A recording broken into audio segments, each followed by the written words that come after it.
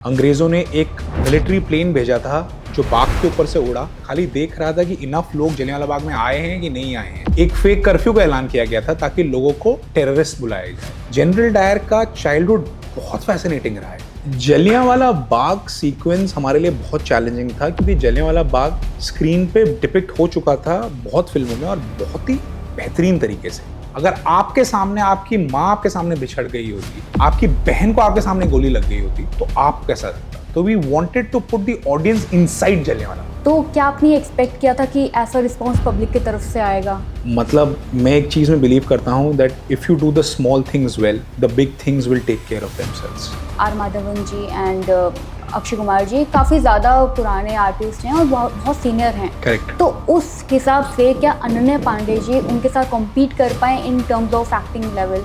उन्होंने बिल्कुल कम्पीट किया, चाहे वो अक्षय सर हों, चाहे वो मैडी सर हों या अनन्या हो, उन सब के लिए ये script was an eye opener. Kesari 2 film को बनाने के लिए जिनका इसमें अहम योगदान था वो है हमारे साथ हमारे स्टूडियो में मौजूद हैं करण सिंह त्यागी जी। नमस्कार सर। नमस्कार, कैसी हैं आप? बढ़िया। सर, आपको इस फिल्म को बनाने का इंस्पिरेशन कहाँ से आया? एक्चुअली इंस्पिरेशन था, एक किताब है case that shook the empire, जो लिखी है शंकरन नायर के ग्रेट ग्रैंडसन रघु पलट और उनकी वाइफ ने पुष्पा पलट। तो मैंने 2020 में ये किताब पढ़ी और किताब पढ़ के मुझे एक फिल्म की स्टोरी दिखी उस किताब में, क्योंकि जलियांवाला बाग मैसेकर के बारे में मुझे पता था, बट मुझे ये नहीं पता था कि the massacre was a planned conspiracy to kill, कि एक एक चीज़ प्लान की गई थी। अंग्रेज़ों ने गोरखा और बलूच सोल्जर्स को बुलाया था ये मैसेकर एग्जीक्यूट करने के लिए।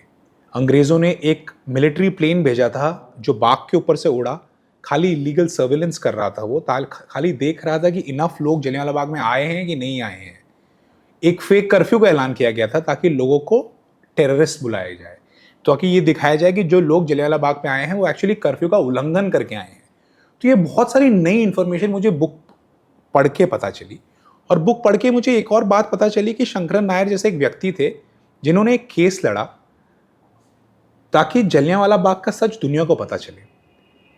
तो ये बहुत सारी नई रेवलेशन हुई अबाउट जलियांवाला बाग, और that was the inspiration. So I would say the inspiration behind Kesari chapter 2 is the book case that shook the empire. Great. पहले तो आपको बहुत बहुत बधाई Thank कि you. आप इतनी बढ़िया फिल्म लोगों Thank के you. सामने लेकर आए, Thank क्योंकि लोगों को इसके बारे में पता ही नहीं था। शंकरन नायर जी के बारे में तो बाद में लोगों ने गूगल करना शुरू किया, उनको पता ही नहीं था। जी। सर, इससे पहले कि मैं इस फिल्म के बारे में और डीप में जाऊँ, जलियांवाला बाग के बारे में और डीप में जाऊँ, मैं आपके बारे में जानना चाहती हूँ कि आप कहाँ से बिलोंग करते हैं, क्या आपका कोई फिल्मी बैकग्राउंड था? क्योंकि मैंने पढ़ा आपने लॉ करी है, जी। तो वो सारा कैसे सफ़र हुआ? तो मेरा कोई फिल्मी बैकग्राउंड नहीं है। मैं बॉर्न हुआ हूँ मेरठ में, बट जब मैं 2 साल का था मेरे पिताजी जो सीबीआई में थे उनका ट्रांसफ़र हो गया था बॉम्बे, और हम बॉम्बे मूव हुए, और 2 साल की उम्र के बाद मेरी पूरी लाइफ बॉम्बे में गुजरी। मेरी school college was in Bombay, but movie making bug bit me at a very young age. मेरे family are big movie buffs. हम हर फिल्म थिएटर में जाके देखते थे। So there was a deep love for Bollywood movies. मैंने government law college Churchgate है, वहाँ पे मैंने 5 ईयर का एक लॉ कोर्स किया। उसके बाद मैंने मास्टर्स की पढ़ाई करी हार्वर्ड लॉ स्कूल में। Even at Harvard Bollywood movies was my outlet. दिन भर हम किताब पढ़ते थे, क्लासेस होती थी, और शाम को या तो मैं यूट्यूब पे कोई डायरेक्टर्स के इंटरव्यू देखता था, या बिहाइंड द सीन्स वीडियोस देखता था, या मैं फ़िल्में देखता था। तो फ़िल्में देखना मेरा पैशन रहा है। फ़िल्में देखना मेरी एजुकेशन रही है एक तरीके से। और मेरी हार्वर्ड के बाद मेरी नौकरी लगी, मैं पेरिस में मैंने 2 साल काम किया। उसके बाद मैंने न्यूयॉर्क में एक लॉ फर्म में काम किया 2 ढाई साल, और वहाँ पर एक दिन मैंने अपने न्यूयॉर्क लॉ फर्म पार्टनर को कहा कि मैं एक सबैटिकल लेना चाहता हूँ, और मैं एक ब्रेक लेना चाहता हूँ 1 साल का, और कि मैं बॉम्बे जाके ट्राई करना चाहता हूँ कि मैं फ़िल्में बना भी सकता हूँ या नहीं। मैं खुशकिस्मत था कि मैं जानता था एक बहुत ही बेहतरीन फ़िल्म मेकर को जिनका नाम है Vishal Bhardwaj. I assisted him on Rangoon. I was actually a clapper boy on Rangoon. मैं क्लैप देता था हर शॉट के पहले. पर एक्चुअली मुझे जब तो लगता था कि मैं कुछ और सीख नहीं रहा हूँ, मैं खाली क्लैप दे रहा हूँ. पर इन रेट्रोस्पेक्ट मुझे अब लगता है कि क्लैप देना बहुत ही इंपॉर्टेंट एलिमेंट है, क्योंकि आप एक्शन के क्लोज होते हो. आप वहाँ पे एक्टर को देख सकते हो, आप वहाँ पे डायरेक्टर को देख सकते हो, आप डीओपी देख सकते हो कि डीओपी एक फ्रेम कैसे लाइट करता है. तो मेरे लिए वो एक्सपीरियंस बहुत अच्छा था. और फिर मेरी मुलाकात हुई अमृतपाल सिंह बिंद्रा. वो एक ऐसे शख्स हैं जिन्होंने मेरी बहुत मदद करी. वो एक कंपनी है लियो मीडिया कलेक्टिव, उस कंपनी के फाउंडर हैं. लियो मीडिया ने बहुत सारे शोज़ बनाए हैं. बंदिश बैंडिट्स एक शो है अमेजॉन प्राइम पे, वो उन्होंने बनाया है. उन्होंने एक फिल्म बनाई है लव पर स्क्वायर फुट. उन्होंने मजामा फिल्म बनाई है. अभी एक बैड न्यूज़ एक फिल्म बनाई, वो उन्होंने प्रोड्यूस करी है. तो अमृत ने मेरी मुलाकात कराई करण जौहर जी से. After meeting Karan Johar and entering the world of Dharma Productions, I've just gone from strength to strength. Wow.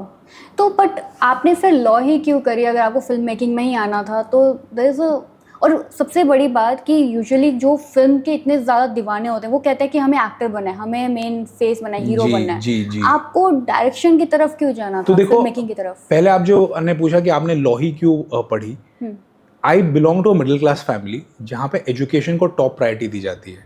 आप फिल्मों को चाहे जितना पसंद करते हो, पर मेरे माता पिता ने मुझे कहा कि पहले तुम पढ़ाई करो, पहले एक फाउंडेशन सॉलिड करो अपनी. और क्योंकि मेरे फादर सीबीआई में थे, तो घर पे बहुत सारी बातचीत लॉ के बारे में बहुत होती थी.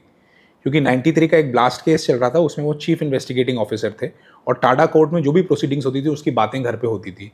तो उनकी वजह से मैंने लॉ पढ़ी.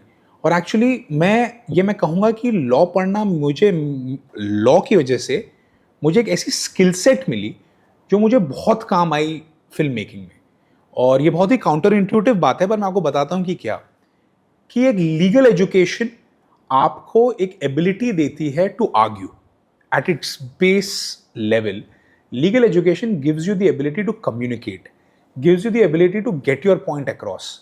और फिल्म मेकिंग को का भी अगर आप सारा पैराफेनेलिया हटाएंगे, तो film making at its heart, a director's job at its heart is to communicate your vision. तो मुझे वो जो स्किल सेट मैंने लीगल एजुकेशन से गेन करी, मुझे वो फिल्म मेकिंग में मुझे बहुत काम आई. क्योंकि आपको अपना विजन कम्युनिकेट करना पड़ता है अपने डीओपी को, अपने कॉस्ट्यूम डिज़ाइनर को, प्रोडक्शन डिज़ाइनर को, एक्टर्स को. तो my legal education is really helped me. So to answer your question, I studied law because I come from middle class family where education is important, your foundation is important. And I have always wanted to be, I have always been interested, I would say, in storytelling. So storytelling was of deep interest. And story telling, and I am so happy that, मतलब मुझे even during my legal education ना, मुझे articles लिखना बहुत अच्छा लगता था. और आर्टिकल्स में भी एक नैरेटिव आर्क देना, एक बिगिनिंग मिडल एंड देना, ये सब मुझे बहुत, मतलब I used to look forward to even writing. तो राइटिंग और direction I thought was a way to channel my passion. आपने राइटिंग भी करी है ना? जी. कौन से में? मैंने केसरी चैप्टर 2 भी को राइट करी है along with Amrit, Sumit Saxena and Akshat Ghildiyal. और मैंने बंदिश बैंडिट सीजन 2 भी लिखा है. ओके. पूरा वो आपने ही लिखा है? नहीं, मेरे साथ मेरे को राइटर भी थे. मतलब आत्मिका डिडवानिया और 2-3 और को राइटर्स थे. आनंद तिवारी उसमें जिन्होंने डायरेक्ट किया है वो भी राइटर थे. But I was a part of the writing team. It was a lovely series. मैंने वो भी देखी है पूरी. Thank you. आनंद ने इतनी अच्छी डायरेक्ट करी है वो सीरीज, वो बहुत अच्छी सीरीज है. बहुत अच्छी. एंड इवन म्यूजिक भी बहुत अच्छी. म्यूजिक ही मेन कोर था उसका. जी. इसके अलावा जब आप इस फिल्म को बना रहे थे, पहले तो बनाने से शुरू करते हैं कि आपने जब स्क्रिप्ट के बारे में स्टार्स को बताया, आर माधवन जी और अक्षय कुमार, अनन्या पांडे, तो उनका क्या रिएक्शन था इनिशियल में? कि किसी ने ऐसा मना कर दिया या किसी ने बोला कि टाइम चाहिए? नहीं, सब इमीडिएटली ऑन बोर्ड आए. इमीडिएटली ऑन बोर्ड आए इस फिल्म के. और ये सारे एक्टर्स जो हैं, चाहे वो अक्षय सर हों, चाहे वो मैडी सर हों या अनन्या हो, उन सब के लिए ये script was an eye opener. क्योंकि हिस्ट्री के इस पार्ट के बारे में जैसे मुझे नहीं पता था, उन्हें भी नहीं पता था. तो उन सबको भी यही पता था जो हमें मैसेकर के बारे में जो लिमिटेड नॉलेज है। तो उन सब के लिए this script was an eye opener. और वो बहुत जल्दी मेरे सारे जो मेन एक्टर्स हैं, they got aligned on two important reasons why we are making the film. One reason why we were making this film is that we wanted to honor the sacrifice of people who came to Jallianwala Bagh. जो जलियांवाला बाग में जो लोग आए थे, वो बैसाखी का त्योहार मनाने आए थे और वो रॉबलेट एक्ट के अगेंस्ट प्रोटेस्ट करने आए थे। हम उनकी शहादत को ऑनर कर रहे थे और हम शंकरन नायर की जिंदगी को ऑनर कर रहे थे, क्योंकि शंकरन नायर की जिंदगी की कहानी हम चाहते थे कि पूरी दुनिया को पता चले। तो ये सारे actors came on board on that main two reasons why we are making the film. जैसे किसी भी फिल्म को बनाने के लिए जो एक कारण होता है, अगर वो कारण पे आपके एक्टर्स, आपकी टीम जुड़ जाए, तो आपकी half your battle is one. Correct sir. जैसे कि हम सब जानते हैं, यू कैन कॉल मी करण। नहीं, ओके सर। ओके सर, जैसे हम जानते हैं कि जिस तरह से आर माधवन जी एंड अक्षय कुमार जी काफ़ी ज़्यादा पुराने आर्टिस्ट हैं और बहुत सीनियर हैं। करेक्ट। तो उस हिसाब से क्या अनन्या पांडे जी उनके साथ कम्पीट कर पाए in terms of acting level? मतलब अगर आप मेरे से पूछें, उन्होंने बिल्कुल कम्पीट किया। She held her own against these two big stalwarts. Akshay sir and Maddy sir are big stalwarts, और Ananya I feel has held her own. और मैं आपको अनन्या के बारे में एक बात बताऊंगा, जो हम इंटरव्यू के पहले भी हम बात कर रहे थे, कि मैंने उनकी फिल्म देखी थी गहराइयाँ, जिसमें मुझे लगा कि she has portrayed a very sensitive portrait. It was a very sensitive performance. It was something जो मैंने अनन्या से उससे पहले तक नहीं देखा था। तो वो देख के मुझे लगा कि दिलरीत गिल के कैरेक्टर के लिए, और दिलरीत गिल हमारे लिए बहुत इंपॉर्टेंट कैरेक्टर था, क्योंकि एक फिक्शनल कैरेक्टर है जो हमने क्रिएट किया नैरेटिव के लिए, पर हम होमाज देना चाहते थे इंडिया की फर्स्ट फीमेल लॉयर को। इंडिया की फर्स्ट फीमेल लॉयर हैं कॉर्नेलिया सोराब जी, और हम उनको होमाज देना चाहते थे। और हमने कॉर्नेलिया के बारे में जो भी चीज़ें पढ़ी, उसमें एक चीज़ हमेशा सामने आई कि वो वल्नरेबल थी, और वल्नरेबिलिटी के साथ साथ उनमें एक स्ट्रेंथ और एक स्टीली रिजॉल्व था। और मुझे लगा अनन्या में ये दोनों क्वालिटीज़ हैं, in are there in abundance, and she brought that to that part. और अगर आपने जैसे फिल्म देखी है, वो दिलरीत गिल का कैरेक्टर दो लेयर पे वो स्टोरी को एडवांस करता है। एक जगह तो वो प्लॉट को एडवांस कर रही हैं कि अगर वो नहीं होती तो शंकरन नायर केस नहीं लड़ते, वो हमारी फिल्म का मॉरल सेंटर है। और एक तरीके से वो खुद की एक लड़ाई लड़ रही हैं मेल बायस को लेके, जहाँ उनका परिवार चाहता है कि वो शादी कर लें, जहाँ उनका परिवार चाहता है वो वकालत छोड़ दें, जहाँ उनका जो एक प्रोस्पेक्टिव ग्रूम है, जो सीन है, वो कहता है कि मतलब मेरी माताजी को शिकायत है कि आपने लॉ पढ़ा है तो आप घर पे बहस बहुत करेंगी। तो एक तो वो ऐसी धारणा से लड़ रही हैं, और वो अंग्रेज़ों के खिलाफ लड़ रही हैं। तो दिलरीत गिल का कैरेक्टर हमारे लिए बहुत इंपॉर्टेंट था। और अनन्या ने to perfect her role, she went through extensive dialect classes for over a year. उनके डायलेक्ट कोच है, उनका नाम है अमितोष ग्रेवाल। उन्होंने उनके साथ पंजाबी डिक्शन सीखा। और एक बॉम्बे हाई कोर्ट में एक वकील हैं, एक फीमेल लॉयर हैं, उन्होंने उनको फॉलो किया, उनको शैडो किया, और उनसे कोर्ट मैनरिज्म्स उन्हें देखकर सीखी कि कोर्ट में जज से कैसे बोला जाता है, एक जूरी के सामने कैसे बोला जाता है, अपोजिंग काउंसिल अगर आपसे आर्ग्यू कर रहा है उनसे कैसे बोला जाता है। तो वो सारी चीज़ उन्होंने स्टडी करी, और जो आप स्क्रीन पे देख रहे हैं वो आप is the result of our hard work. Wow. क्या ड्यूरेशन था इस पूरी फिल्म को बनाने का? 2020 में मुझे एक किताब मिली थी, case that shook the empire. 2020 में हमने स्क्रिप्ट लिखनी शुरू करी। स्क्रिप्ट लिखने में हमें लगे 2-2.5 साल लगे स्क्रिप्ट लिखने में, क्योंकि हमने बहुत रिसर्च करी। हमने जलियांवाला बाग पे जितना भी लिटरेचर है वो पढ़ा। जैसे एक किश्वर देसाई की किताब है, वो बहुत उम्दा किताब है। फिर एक वीएन दत्ता, एक इंडियन ऑथर है, उन्होंने जलियांवाला बाग पे किताब लिखी है, और उनकी किताब भी सेम आर्गुमेंट प्रेजेंट करती है जो हमारी फिल्म करती है, कि Jallianwala Bagh was a conspiracy.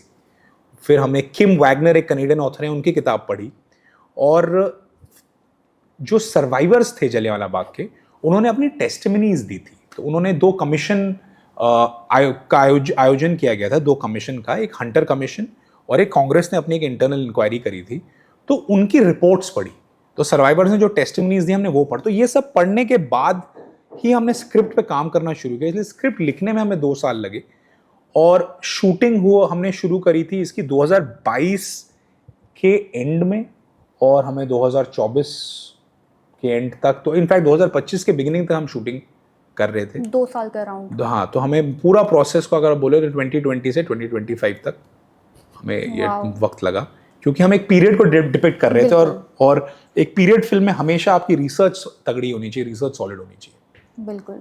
इस पूरी फिल्म को बनाने के टाइम पे आपको कुछ ऐसा लगा कि आपको कुछ ऐसा डालना चाहिए बट वही सेंसरशिप वगैरह की वजह से आप नहीं डाल पाए, कुछ ऐसा? नहीं, बिल्कुल नहीं, बिल्कुल नहीं। मतलब हमने तो अगर आप जैसे आपने फिल्म देखी है, हमारी film ends with a 4-letter word, an abuse which Sankaran Nair directs at the British empire, और हमारे लिए वो बहुत ज़रूरी था और हम बिल्कुल मतलब सेंसरशिप का थॉट भी नहीं आया, and we were lucky that the censor board also passed our film with 0 cuts, though we got an adult certificate because we wanted to stay true to the brutality of Jallianwala Bagh. So but we had to face 0 censorship issues. Yes, मैंने वो देखा था क्योंकि उसमें बहुत सारे ऐसे scenes है जहाँ पे हाथ कट रहा है और जी मुझे लगा कि ये चीज़ें ब्लर हो जाती है यूजुअली, होती हैं। इवन कश्मीर फाइल्स अगर आपने देखी हो तो उसमें भी काफ़ी चीज़ें ब्लैकआउट कर दी थी। जी नहीं, पर हम चाहते थे कि ब्रिटिश क्रूअल्टी एक्चुअल में दिखे। इसमें जनरल डायर के बारे में मेनली बात हुई है, कितना वो पागल टाइप मैं बोलूँगी, कितना पागल था वो, अपने एक ट्रॉमा को लेकर वो उसको लेकर घूम रहा था। तो उसके ऊपर आप क्या कहेंगे, जिस टाइप से उस एक्टर ने पोर्ट्रे किया? मतलब वो एक्टर तो कमाल के एक्टर हैं, साइमन पेस्ली डे, और उनके बारे में मैं आपको एक बात बताऊंगा कि when the camera is not rolling he is the funniest person you will ever meet. Okay. मतलब he is a live wire, he's a comedian when the camera is not rolling, but जैसे ही camera on होता था वो general Dyer का जो persona inhabit करते थे वो काबिल तारीफ है। और he just the script again even for him, और वो तो एक इंग्लिशमैन है, उनके लिए तो ये कंप्लीटली आई ओपनर था। उन्हें तो मतलब उनके टेक्स्ट बुक्स में और वहाँ तो जलियांवाला बाग का जिक्र भी नहीं होता। वहाँ पर तो ब्रिटिश एम्पायर की एक छवि है कि ब्रिटिश एम्पायर एशिया में और पूरी दुनिया में सिविलाइजेशनल एडवांसमेंट कर रही थी। okay. मतलब वो खाली सिर्फ ट्रेन्स बना रहे थे, इंफ्रास्ट्रक्चर तगड़ा कर रहे थे, वो लोगों को अंग्रेजी सिखा रहे थे। तो साइमन पेस्ली के लिए तो ये एक आई ओपनर था ये फिल्म। But I remember his words when he read the script, he told me that he feels ashamed to be an Englishman, that if this is what my ancestors have done, I feel ashamed to be an Englishman. बहुत बड़ी बात है। बिल्कुल। और उन्होंने मतलब general Dyer का role इतनी बेहतरीन तरीके से निभाया है, और उसके लिए उन्होंने भी काफ़ी रिसर्च करी। मतलब मेरे सारे एक्टर्स नहीं, जैसे उनको मैंने एक किताब दी थी जिसका नाम है द बुचर ऑफ अमृतसर, जो नाइजल कॉलेट एक ऑथर है, उन्होंने लिखी है। उन्होंने जनरल डायर की पूरी हिस्ट्री स्टडी करी, उन्होंने जनरल डायर के फोटोग्राफ्स देखे, मिलिट्री रेजिमेंट के photographs, how was General Dyer as a family man, वो फोटोग्राफ्स, जनरल डायर के बचपन को समझा। क्योंकि जैसे आपने बताया कि वो अपने पागलपन की वजह से उन्होंने एक जेनोसाइड किया। जनरल डायर का चाइल्डहुड बहुत फैसिनेटिंग रहा है। वो बिशप्स कॉटन स्कूल शिमला में जब वो पढ़ते थे वो हकलाते थे, और उस हकलेपन की वजह से कुछ हिंदुस्तानी बच्चों ने उनका मजाक उड़ाया। उनके फादर, जो एक ओल्ड मंक रम है, वो डिस्टिलरी उनके फादर ने सेटअप करी थी। तो उनके फादर के स्ट्रॉन्ग इंडियन टाइज थे, पर उनके फादर बहुत रेसिस्ट थे towards his workers, towards people used to work in the Dyer household. सो आप डायर का चाइल्डहुड देखें, एक जगह वो स्टैमर करता है स्कूल में, आइसोलेटेड है, लोनली है, हिंदुस्तानी बच्चे उसका मजाक उड़ाते हैं, घर पे उसके पिताजी उसे हिंदुस्तानियों से नफरत करना सिखाते हैं। जब डायर मिलिट्री कॉलेज जाता है आयरलैंड, और ये वेल डॉक्यूमेंटेड है इन बुचर ऑफ अमृतसर, उसके जो आयरिश क्लासमेट्स हैं वो उसका मजाक उड़ाते हैं, उसे कहते हैं कि तू तो वाइल्ड इंडियन है, तू तो मतलब यहाँ पे पला ही नहीं बढ़ा ना, you have not gone to Eton and the schools of UK, you have gone to an Indian school, we don't value you. तो उससे वहाँ उसके अंदर हिंदुस्तान और हिंदुस्तानियों के अगेंस्ट घृणा उसकी और बढ़ती है। because he is called a wild Indian by the white people. और जब वो मिलिट्री ज्वाइन करता है, he wants to assert his manhood, he wants to assert his military persona, and it's all these factors that make him the evil person that he is. So he's emblematic of evil, but there is a rich and a dense backstory which the movie depicts in painstaking detail. Correct. There was another actor, Alex O'Neill. Alex O'Neill, yes, Alex O'Neill ने role play किया है Lord Chelmsford का, जो उस जमाने के viceroy थे. Sankaran Nair was the only Indian on the Viceroy's Council. तो लॉर्ड चेम्सफोर्ड की अगर आप तुलना करें तो जैसे आज के हमारे देश में जो प्रेसिडेंट या प्राइम मिनिस्टर का जो स्टेटस होता है वो एक वाइसरॉय का स्टेटस था. तो Alex O'Neill has played the role of Lord Chelmsford, और वही शंकरन नायर को नाइटहुड का खिताब देते हैं. So he's part of a very important scene in the film. Right. उनको ये खिताब दिया था, सर का खिताब दिया था. उसके बावजूद शंकरन नायर जी ने उस चीज़ को छोड़कर सच्चाई की तरफ बढ़े थे. वो एक सीन ही बहुत बढ़िया था. और इवन जब स्टार्टिंग होती है फिल्म की तो जलियांवाला बाग आता है, वो एक बहुत ही डिफरेंट सी वो केमिस्ट्री थी. वो आपने कैसे सोचा कि उसको इसी तरह से लेकर आना है? देखो क्योंकि दो सीन्स को अटैच कर दिया था आपने. जी. तो जलियांवाला बाग सीक्वेंस हमारे लिए बहुत चैलेंजिंग था, क्योंकि जलियांवाला बाग स्क्रीन पे डिपिक्ट हो चुका था बहुत फिल्मों में और बहुत ही बेहतरीन तरीके से.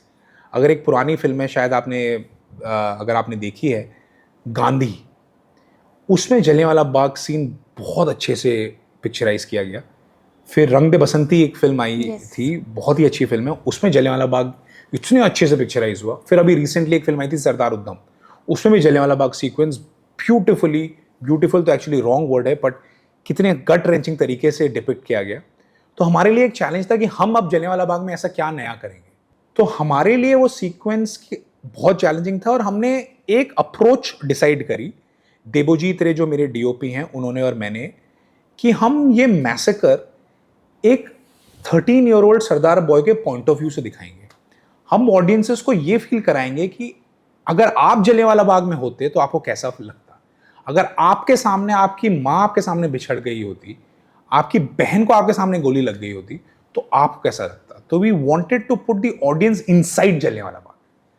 तो एक तो हमने ये डिसीजन लिया, और दूसरा हमने डिसीजन लिया क्योंकि हमारी, और ये स्क्रिप्ट पे था एक डिसीजन, कि शंकरन नायर और परगट सिंह, जो ये दो इंपॉर्टेंट कैरेक्टर्स हैं, इनकी जिंदगी हमारी फिल्म में कोलाइड होने वाली थी. These are two forces who are going to collide in the film. तो इस वजह से हमने शंकरन नायर की लाइफ का जो ग्रेटेस्ट मोमेंट है, उसकी जो लाइफ का जो क्राउनिंग मोमेंट है, which is receiving the knighthood, उसको हमने कॉन्ट्रास्ट किया with the darkest moment in Pargat's life, which is losing his mother and his sister.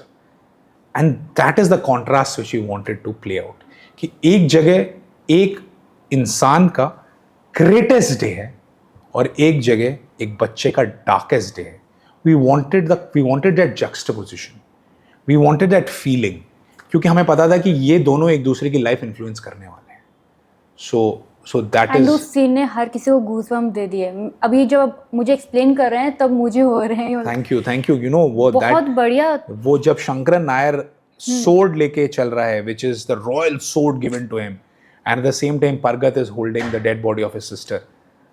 Those two images. And the kids played very well. Yeah, his name is Krish Rao. Okay. He's a fantastic actor who's mature beyond his age, or he's done a fabulous job. I'll be forever grateful to him. और उसके साथ actually हमने काफ़ी ज़्यादती करी film shoot के दौरान. हमने उसे अपनी माता जी से अलग रखा, क्योंकि हम चाहते थे कि वो आइसोलेटेड रहे और वो ये फील करे, वो ट्रॉमा, वो आइसोलेशन, वो लोनलीनेस जो परगट फील कर रहा था. And I think that boy has delivered the performance of a life time. And एक और छोटी बच्ची भी थी, उसकी बहन कियारा नाम है उसका रियल में. तो कियारा साथ. ये सब जो आप शूट करने से पहले आपने कोई वर्कशॉप वगैरह किया था या? जी हमने परगट के साथ, कियारा के साथ वर्कशॉप्स करी थी, काफ़ी रिहर्सल्स करी थी. Because they did really well. They are also very good actors. And yes, we did workshops, and I'm just lucky that they have done such a good job. Wow. Sir, इस फिल्म को बनाने के time पर आपको कोई और परेशानी का सामना करना पड़ा, चाहे वो कास्ट के रिगार्डिंग हो या कोई और नहीं स्क्रिप्ट मतलब के रिगार्डिंग हो? मैं बहुत लकी रहा हूँ कि मतलब मुझे कोई परेशानी का सामना नहीं करना पड़ा। मेरे प्रोड्यूसर्स और मेरे एक्टर इतने अच्छे थे, अमृत और करण जौहर जी ने कोई परेशानी मेरे तक आने ही नहीं दी। और नहीं कोई परेशानी का सामना नहीं करना पड़ा। अच्छा, this was your first film जो आपने डायरेक्ट करी थी, तो क्या आपने एक्सपेक्ट किया था कि ऐसा रिस्पांस पब्लिक की तरफ से आएगा? देखो, मैं बिना एक्सपेक्टेशंस के काम कर रहा था। मतलब मैं एक चीज़ में बिलीव करता हूँ that if you do the small things well, the big things will take care of themselves. So I was focused on doing my job well, and no, I didn't worry about the box office or the result. And as I was telling you, I was blessed to have Amrit as a producer. He had a lot of stresses and tensions as far as box office, but he even kept me away from that. तो actually ये मैं आपको बताता हूँ, film making is a team effort, it's a collaborative team effort, बिल्कुल। And my team let me focus on perfecting the film while they took care of all the stresses. Sir, इस फिल्म को बनाने के दौरान जो आपकी लीगल जर्नी थी, प्रैक्टिस जो आपने किया था, तो क्या वो इसमें काम आया किसी भी तरह से? जैसे मैंने आपको पहले बता रहा था कि एक लीगल एजुकेशन आपको एक एबिलिटी टू कम्युनिकेट इफेक्टिवली देती है। तो लीगल एजुकेशन उस तरीके से तो बहुत काम आया कि मतलब मैं अपना पॉइंट अच्छे से बता पाया सब लोगों को। और legal education court room scenes लिखने में काम आया, क्योंकि मैं उन कोर्ट रूम्स में रहा हूँ। मैंने खुद अपनी आंखों से देखा है कि लॉयर्स कैसे आर्ग्यू करते हैं। मैंने अपनी आंखों से देखा है जजेस कैसे अपने जजमेंट्स डिलीवर करते हैं। तो as far as getting the courtroom portions authentic, वहाँ पे मेरी लीगल एजुकेशन मेरे काम आई। और एक लार्जर बेनिफिट तो मैं आपको बता ही चुका हूँ लीगल एजुकेशन का, which is in how to communicate your vision in a manner that the other person understands it. मुझे कोर्टरूम ड्रामास बहुत पसंद है, जैसे मैंने आपको पहले भी बताया। जय भीम आपको? यस। मुझे भी जय भीम बहुत अच्छी लगी। मल्टीपल बहुत सारे हैं, मुझे तो अभी याद भी नहीं है क्योंकि मैंने बहुत सारे देखे हैं। तो क्या आप इन फ्यूचर ऐसे कोर्टरूम ड्रामास और करने वाले हैं, ऐसा देख सकते हैं? मतलब कोर्टरूम ड्रामाज मुझे बहुत पसंद है, मुझे भी बहुत पसंद है। 100%। अगर मुझे फिर से कोई ऐसा कोर्ट केस मिले या फिर से कुछ ऐसी स्टोरी के बारे में पता चले जो इंटरेस्टिंग हो, जो ड्रामेटिक हो और जो एंगेज करे और एंटरटेन करे इस पूरे देश को, व्हाई नॉट। शंकरन नायर जी के बारे में एज अ प्रोफेशनल लॉयर जो प्रैक्टिस कर रहे थे, उनके बारे में आपको ऐसा क्या चीज़ लगा जो आपको लगता है कि आपको अपनी लाइफ में भी इम्प्लीमेंट करना चाहिए? जब शंकरन नायर ने ये केस लड़ा, उस टाइम पे वो वाइसरॉय एग्जीक्यूटिव काउंसिल, जिसकी तुलना आप आज की कैबिनेट से कर सकती हैं, उसके एक इंडियन मेंबर थे। वो एक जज थे उस ज़माने में, वो नाइटहुड का खिताब ले चुके थे। तो उन्होंने अपने करियर को, अपनी प्रोफेशनल लाइफ को, अपनी पर्सनल लाइफ को, सब चीज़ों को दाव पे लगाया for this case. So he put everything on the line for a principle. और ये बातें कहना बहुत आसान होता है, मतलब आप रियल लाइफ में देखिए, हम बहुत आसानी से कह देते हैं you have to stand for what's right, you have to stand for justice. These things are easy to say, but to implement them when you have to put everything on the line, that is very tough. I hope I can get even 100th of the courage in life that Shankaran Nair had. क्योंकि जैसे मैं आपको बता रहा हूँ कि हम बातें तो बहुत करते हैं रेवोल्यूशन की, जस्टिस की, पर इन चीज़ों को इम्प्लीमेंट करना बहुत मुश्किल होता है। और शंकरन नायर ने वो कर दिखाया एक ऐसे टाइम पे जब British strength was at its peak. मतलब हम उस ज़माने की बात कर रहे हैं जहाँ पे British empire was so powerful. British empire ने जलियांवाला बाग के बाद एक पूरा एक फेक नैरेटिव स्प्रेड कर दिया था कि जलियांवाला बाग में जो लोग आए थे वो आतंकवादी थे और उनके हाथों में हथियार थे। उन्होंने झूठी खबरें छपवा दी, उन्होंने जो न्यूज़पेपर सच बोल रहे थे उन्हें जला दिया। उन्होंने एक कविता लिखी थी एक सर्वाइवर ने, जिसका नाम था खूनी बैसाखी, जिसे हम फिल्म में भी हम उसे एक होमाज देते हैं। अगर हमने कहा परगट की पेंटिंग्स पे खूनी बैसाखी लिखा है, उन्होंने वो कविता बैन कर दी थी। उन्होंने मतलब एक ऐसा कैंपेन चलाया जहां पे सच का बाहर आना बहुत मुश्किल था। तो ऐसे टाइम पे एक आदमी का एक अंपायर से लड़ना सिर्फ एक प्रिंसिपल के लिए, सिर्फ to prove to the world what is right. I think if we all can gain some courage out of his bravery, we will be better individuals. During this all जब आप research कर रहे थे तो क्या आपको लगा कि कुछ डॉक्यूमेंटेशंस या कुछ रिसर्च नहीं हो पा रही है क्योंकि हमारी मीडिया में उतनी चीज़ें हैं भी नहीं इस सर के बारे में, ऐसा कुछ आपको लगा? देखो, अगर आप ध्यान से देखो और ध्यान से जांचो तो आपको बहुत इन्फॉर्मेशन मिल जाती है। और यहाँ पे again may be my legal education helped me, क्योंकि दिल्ली में ही आपकी 2 बहुत बड़े इंस्टीट्यूट्स हैं आर्काइव्स के। राइट। तो आप वहाँ जाइए, आपको ओल्ड न्यूज़पेपर्स मिल जाएंगे, किताबें आपको मिल जाएंगी। तो अगर आप ढूंढना चाहें तो इन्फॉर्मेशन तो बहुत है, but you have to have the right intention and the right skill set to find the information. Correct sir. इससे पहले मतलब मैं इस पॉडकास्ट को एंड करूं, एक सवाल था, क्या आपको ऐसा लगता है जब आप इस फिल्म को बना रहे थे कि पहले की जो रूलिंग गवर्नमेंट थी उन्होंने शंकरन नायर जी को वो खिताब देने से, या मैं ये बोलूँ कि क्रेडिट देने से झिझकिचाए हैं या दिया नहीं है उनको वो नाम? देखो, मेरी तो इसमें बहुत लिमिटेड नॉलेज है और मुझे बिल्कुल नहीं पता कि कोई डायरेक्ट इंटेंशन थी कि उनके नाम को आगे ना बढ़ाया जाए। मतलब I am not aware of any such thing, but I am just happy that now people of this country know about Sankaran Nair and his bravery. बहुत बढ़िया। लास्ट सवाल आपके लिए, जो भी फिल्म मेकिंग में आना चाहते हैं, चाहे वो डायरेक्टर बनना चाहते हैं या जो भी करना चाहते हैं, आप उनके लिए क्या सजेशन देंगे टू स्टार्ट, कि आप कैसे स्टार्ट कर सकते हैं और कैसे पहचानें कि आप कर सकते हैं? कोई ऐसा? देखो, मैं तो इस हर किसी से यही कहूँगा जो ये देख रहा है कि अगर मैं कर सकता हूँ तो कोई भी कर सकता है।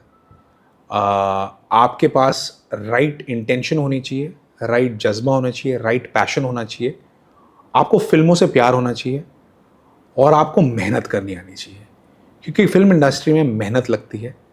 और एज अ स्टार्टिंग पॉइंट मैं यही कहूँगा कि राइट योर ओन मटेरियल। आप चाहे जैसे भी राइटर हैं, पर आप लिखिए, put your pen to paper, write your script, and as I said, if I can do it, anyone can do it. Sir, आपकी फैमिली का क्या रिएक्शन था इस फिल्म को देखकर?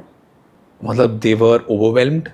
In fact, मैं ये कदम उठा ही नहीं पाता अगर मेरी इतनी सपोर्टिव फैमिली नहीं होती। मेरी वाइफ, उनका नाम है Anusha Jagdish, she is a lawyer and she supported me every step of the way. She's a partner, a litigator at one of India's biggest law firms. She supported me. My parents have supported. My parents first gave me the love for movies and then they supported me when I was taking the decision to quit law. तो मेरा greatest moment ये रहा है कि जब film का premiere था, my wife was crying, my mother was crying when they were watching the film, and my father was emotionally moved. So I think I can never forget that. वाह।